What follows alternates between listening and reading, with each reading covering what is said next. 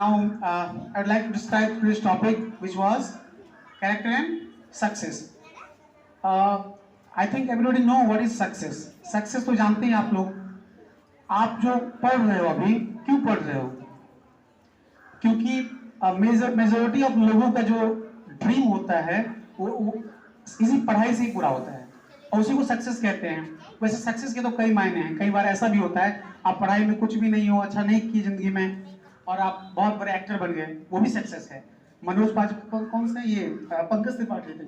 पंकज त्रिपाठी ने कहा था कि उनके घर में अगर ट्रैक्टर आ जाता तो खेती ही करते, लेकिन ट्रैक्टर वो नहीं खरीद पाए, इसलिए वो एक्टर बन गए और वो सक्सेसफुल हो गए. तो सक्सेस के तो कई मायने हैं. जरूरी नहीं है कि पढ़ाई से ही सक्सेस होते हैं, लेकिन मेजर जो ये सक्सेस का जो सबसे ज्यादा अधिकांश जो मतलब जितने भी लोग सक्सेसफुल हुए हैं पढ़ाई से हुए हैं अधिकतम. तो मेरा ये कहना है सक्सेसफुल होने के लिए पढ़ाई तो जरूरी है, आपका कैरेक्टर भी अच्छा होना चाहिए. क्योंकि एक ऐसा आदमी जिसका कैरेक्टर अच्छा नहीं है, उसके अंदर कितनी भी एजुकेशन है, चाहे कितना बड़ा एजुकेटेड पर्सन ही क्यों ना हो, सक्सेसफुल पर्सन ही क्यों ना हो, लोग उसकी रिस्पेक्ट नहीं करते हैं. क्योंकि एक कोट्स है ना कि if you lose your money you lose nothing, if you lose your health you lose something, and if you lose your character you lose everything. आपका सब कुछ खो जाता है आपके कैरेक्टर लूज होने से. तो आपका चरित्र हमेशा अच्छा होना चाहिए, समझे. ये कैरेक्टर सक्सेस से बहुत ही जुड़ा हुआ है. क्योंकि मैंने क्या बोला, आप भले ही सक्सेसफुल हो, if you are successful and you are characterless then your success will not be considered. आप सक्सेसफुल नहीं माने जाओगे. भले आपके लोग मुंह पर रिस्पेक्ट करें लेकिन पीठ पीछे आपके बारे में अच्छा नहीं बोलेंगे. ठीक है. और एक और टॉपिक था global warming. Do you know what is global warming? Global warming जानते हो आप लोग क्या होता है? इस पर कई बार डिस्कशन हुआ आई थिंक असेंबली में, लेकिन मैं इसको आप अच्छे तरीके से बताता हूँ. ग्लोबल वार्मिंग को, ये जो हमारा अर्थ का जो टेम्परेचर बढ़ रहा है, टेम्परेचर बढ़ रहा है ना, इसे ही कहते हैं ग्लोबल वार्मिंग. ये जो ग्लोबल मतलब पूरे दुनिया में जो हमारा टेम्परेचर बढ़ रहा है अर्थ का, इसे ही कहते हैं ग्लोबल वार्मिंग. ये क्यों बढ़ रहा है ग्लोबल वार्मिंग बताओ तो. हमारे अर्थ पे बहुत सारी चीजें ऐसी हैं, बहुत सारे ये फ्यूल्स हैं जो जलते हैं और वो पॉल्यूशन फैलाते हैं ना. तो पॉल्यूशन से ग्लोबल वार्मिंग नहीं बढ़ता. पॉल्यूशन से ग्लोबल वार्मिंग नहीं बढ़ता. पहली बात, कार्बन डाइऑक्साइड से ग्लोबल वार्मिंग बढ़ता है. ये बहुत सारे लोग कंफ्यूजन होती है.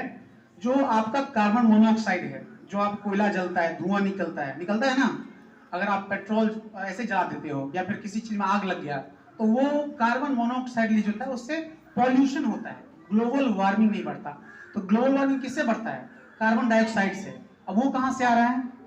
हमारी गाड़ियों से.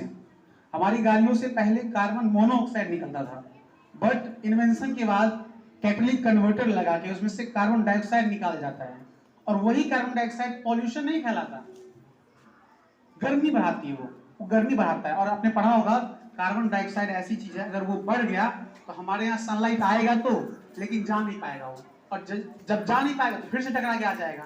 उसी को तो बोलते हैं ग्लोबल वार्मिंग. कार्बन डाइऑक्साइड कितने परसेंट है? 0.03%. लग रहा होगा बहुत कम है, लेकिन ये पूरे अर्थ पे है, बहुत ज्यादा है. ये कार्बन डाइऑक्साइड अगर और ज्यादा हो जाएगा, और ज्यादा बढ़ता गया तो फिर क्या हो जाएगा, एक कार्बन डाइऑक्साइड का वो क्या बोलते हैं उसको, लेयर बन जाएगा, बहुत मोटा सा लेयर. जैसे ओजोन लेयर है ना, उसी प्रकार कार्बन डाइऑक्साइड का लेयर बन जाएगा. और फिर सनलाइट आएगा तो, लेकिन जाने में उसको क्या होगी, दिक्कत होगी, और वो यही रह जाएगा. और धीरे धीरे ग्लोबल वार्मिंग बढ़ता जाएगा. इससे नुकसान क्या होगा? पहली बात तो हमें गर्मी लगेगी.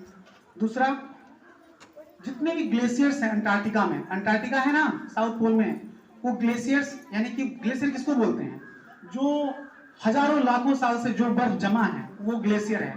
जैसे हमारे पास आइस होता है ना, आइस, वही अगर हजारों साल से अगर वो मतलब आइस के फॉर्म में ही है, पहाड़ बन चुका है आइस का, उसे ग्लेशियर बोलते हैं. वो धीरे धीरे पिघल जाएगा और जैसे ही पिघलेगा तो अर्थ का ये सी लेवल क्या हो जाएगा, बढ़ जाएगा. और बहुत सारे ऐसे देश है जो आइलैंड है, आइलैंड्स के फॉर्म में है. बहुत सारे ऐसे वो पॉपुलर जगह है जो ये समुद्र के किनारे हैं. हमारा अपना ही देखो, मुंबई डूब जाएगा, कोलकाता डूब जाएगा, चेन्नई डूब जाएगा. तो फिर कहाँ जाएंगे लोग?